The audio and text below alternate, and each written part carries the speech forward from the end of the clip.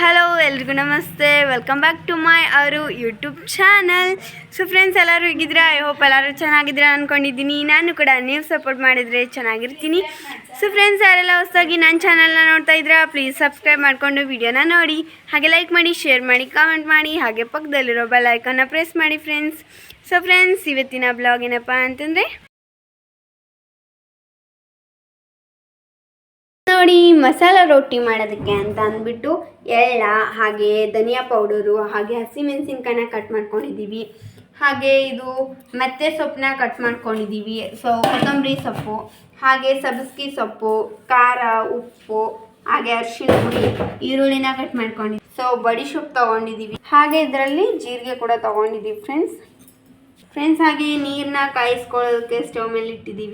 So ಹಾಗೆ ನೋಡಿ friends, ಒಂದು ಪಾತ್ರೆಗೆ ನಾವು ಜೋಳದ ಹಿಟ್ಟು ತೊಗೊಂಡಿದ್ದೀವಿ. ನೋಡಿ, ನಾವು ಜೋಳದ ಹಿಟ್ಟಿಗೆ ನಾವು ಜಿಡ್ಡ ಹಾಕೊಳ್ಳೋದಕ್ಕೆ ಫ್ರೆಂಡ್ಸ್ ನಾವು ಕಾಯಿಸ್ಕೊಂಡಿರೋ ನೀರನ್ನ ಹಾಕೊಂಡ್ಬಿಟ್ಟು ಈಗ ಹಿಟ್ಟನ್ನ ನಾದ್ಕೊಳ್ತಾ ಇದ್ದೀವಿ. ನೋಡಿ, ನಾವು ಮೆಂತ್ಯ ಸೊಪ್ಪು ಹಾಕೊಳ್ತಾ ಇದ್ದೀವಿ ಫ್ರೆಂಡ್ಸ್. ಹಾಗೆ ನಾವು ಸಬ್ಬಸಿಗೆ ಸೊಪ್ಪು ಹಾಕೊಳ್ತಾ ಇದ್ದೀವಿ ಫ್ರೆಂಡ್ಸ್. ಹಾಗೆ ಕೊತ್ತಂಬರಿ ಸೊಪ್ಪು ಫ್ರೆಂಡ್ಸ್. ಹಾಗೆ ನಾವು ಹಸಿಮೆಣಸಿನ್ಕಾಯಿ ಹಾಕೊಂಡಿದ್ದೀವಿ. ಸೊ ಈಗ ಈರುಳ್ಳಿ ಹಾಕೊಳ್ತಾ ಇದ್ದೀವಿ ಫ್ರೆಂಡ್ಸ್. ನೋಡಿ, ಖಾರದ ಪುಡಿ, ಹಾಗೆ ಅರಿಶಿಣ ಪುಡಿ, ಹಾಗೆ ಉಪ್ಪು ಹಾಕೊಳ್ತಾ ಇದ್ದೀವಿ ಫ್ರೆಂಡ್ಸ್. ಈಗ ರುಬ್ಕೊಂಡಿರೋ ಮಸಾಲ ಹಾಕೊಳ್ತಾ ಇದ್ದೀವಿ ಫ್ರೆಂಡ್ಸ್. ನೋಡಿ, ನಾವು ಚೆನ್ನಾಗಿ ನಾದ್ಕೊಳ್ತಾ ಇದ್ದೀವಿ ಫ್ರೆಂಡ್ಸ್. ನೋಡಿ, ಧನಿಯಾ ಪೌಡರ್ ಹಾಕೊಳ್ತಾ ಇದ್ದೀವಿ ಫ್ರೆಂಡ್ಸ್. ನೋಡಿ, ಫುಲ್ ಗ್ರೀನ್ ಫ್ರೆಂಡ್ಸ್. ನೋಡಿ, ಈ ಥರ ನೀರು ಹಾಕೊಂಡ್ಬಿಟ್ಟು ಚೆನ್ನಾಗಿ ನಾದ್ಕೋಬೇಕು.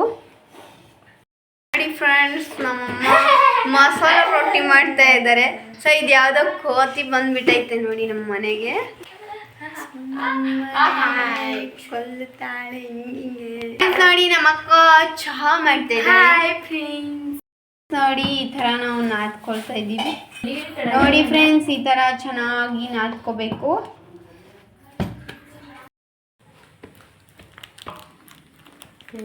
ರೊಟ್ಟಿನ ಮಸಾಲ ತವೆಗೆ ಹಾಕೊಂಡಿದ್ದೀವಿ. ನೋಡಿ, ಮಸಾಲ ರೊಟ್ಟಿನ ತವೆಗೆ ಹಾಕೊಂಡಿದ್ದೀವಿ. ಸೊ ಮಸಾಲ ಅಂತ ಕೇಳಿಬಿಟ್ಟು ಮಸಾಲ ತವೆ ಆಗೋಯ್ತು ನೋಡಿ ಫ್ರೆಂಡ್ಸ್. ಮನೇಲೆಲ್ಲ ಮಕ್ಕಳು ಸೊಪ್ಪುಗಳನ್ನ ತಿಂದೇ ಇದ್ದಾಗ ಈ ಒಂದು ರೆಸಿಪಿನ ಟ್ರೈ ಮಾಡಿ. ಸೊ ತುಂಬ ನ್ಯೂ ರೆಸಿಪಿನೂ ಅನಿಸುತ್ತೆ, ಹಾಗೆ ಮಕ್ಕಳು ಎಂಜಾಯ್ ಮಾಡ್ಕೊಂಡು ತಿಂತಾರೆ ಇದೇನಿದು ಅಂತ. ಸೊ ಫ್ರೆಂಡ್ಸ್, ನೋಡಿ, ರೊಟ್ಟಿನ ನಾವು ತಿರುವಿ ಹಾಕೊಂಡಿದ್ದೀವಿ ಫ್ರೆಂಡ್ಸ್. ನೋಡಿ, ಎರಡನೇ ರೊಟ್ಟಿ ಮಾಡ್ಕೋತಾ ಇದ್ದೀವಿ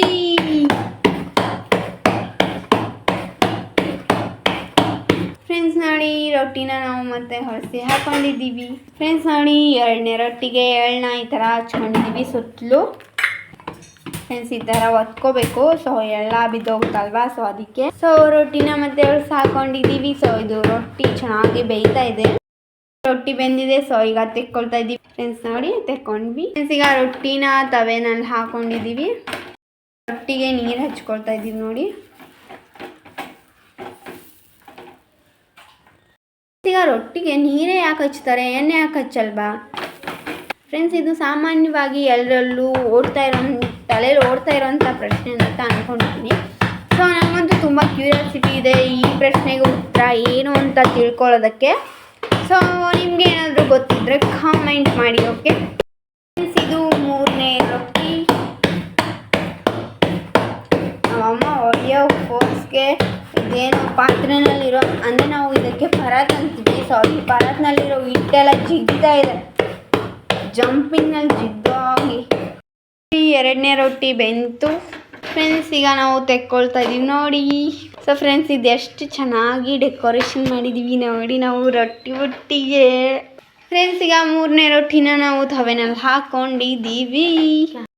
ಈಗ ಚೆನ್ನಾಗಿ ಬೇಯ್ತಾ ಇದೆ, ನೀರು ಹಚ್ಕೊಂಡಿದ್ದೀವಿ ಫ್ರೆಂಡ್ಸ್. ನೋಡಿ, ರೊಟ್ಟಿನ ಹೊರಸಿ ಹಾಕ್ಕೊಂಡಿದ್ದೀವಿ ಫ್ರೆಂಡ್ಸ್. ಈ ಮಸಾಲ ರೊಟ್ಟಿ ಮಾಡೋದಕ್ಕೆ ಇಷ್ಟೇ ಮಸಾಲ ಹಾಕೋಬೇಕು ಅಂತ ಏನು ರೂಲ್ಸ್ ಇಲ್ಲ. ಸೊ ನೀವು ಕ್ಯಾರೆಟ್ ಹಾಕ್ಕೊಳ್ಬೋದು, ಹಾಗೆ ಇನ್ನಿತರ ತರಕಾರಿಗಳನ್ನ ನೀವು ಹಾಕೋಬಹುದು. ಸೊ ನಾವು ಇಷ್ಟು ಹಾಕೊಂಡಿದ್ದೀವಿ ನೋಡಿ. ಈಗ 3 ರೊಟ್ಟಿ ಚೆನ್ನಾಗಿ ಬೆಂದಿದೆ ನೋಡಿ. 3 ರೊಟ್ಟಿ ಮಾಡ್ಕೊಂಡಿದ್ದೀವಿ ನಾವೀಗ.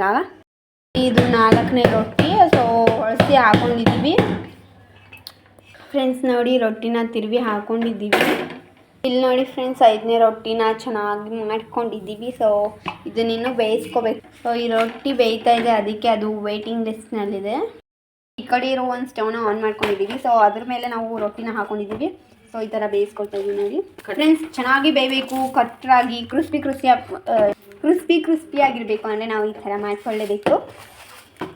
ಸೊ ತುಂಬ ಸಾಫ್ಟಾಗಿದ್ದರೂ ತಿನ್ನೋಕ್ಕೆ ಚೆನ್ನಾಗಿರಲ್ಲ. ಸೊ ಒಂದು ಸ್ವಲ್ಪ ಕಟ್ರಾಗಿದ್ದರೆ ತಿನ್ನೋದಕ್ಕೆ ಜಾಸ್ತಿ ಇಂಟ್ರೆಸ್ಟ್ ಬರುತ್ತೆ, ಇಷ್ಟ ಆಗುತ್ತೆ. ಸೊ ಅದಕ್ಕೆ ಈ ಒಂದು ಪ್ಲ್ಯಾನ್ ಫ್ರೆಂಡ್ಸ್. ನೋಡಿ ಈ ರೊಟ್ಟಿಗೆ ಹಾಗೆ ಈ ರೊಟ್ಟಿಗೆ ಎಷ್ಟು ಡಿಫ್ರೆನ್ಸ್ ಇದೆ ಅಂತ. ಸೊ ನೋಡಿ ನಾನು ಹೋಗಿ ಬರೋಷ್ಟರಲ್ಲಿ ನಮ್ಮಮ್ಮ ಇಷ್ಟು ರೊಟ್ಟಿಗಳನ್ನ ಮಾಡಿದ್ದಾರೆ. ಮಸಾಲೆ ರೊಟ್ಟಿನ ಒಂದು ತವೆನಲ್ಲಿ ಇದೆ, ಸೊ ಒಂದು ಒಲೆ ಮೇಲೆ ಇದೆ ಫ್ರೆಂಡ್ಸ್. ನೋಡಿ ಇಲ್ಲಿ ಇನ್ನೂ 2 ರೊಟ್ಟಿ ಆಗುತ್ತೆ. ಸೊ 2 ರೊಟ್ಟಿ ಆದಮೇಲೆ ನಾನು ನಿಮಗೆ ತೋರಿಸ್ತೀನಿ ರೊಟ್ಟಿನ ಟೇಸ್ಟ್ ಮಾಡಿಬಿಟ್ಟು ಹೆಂಗಾಗಿದೆ.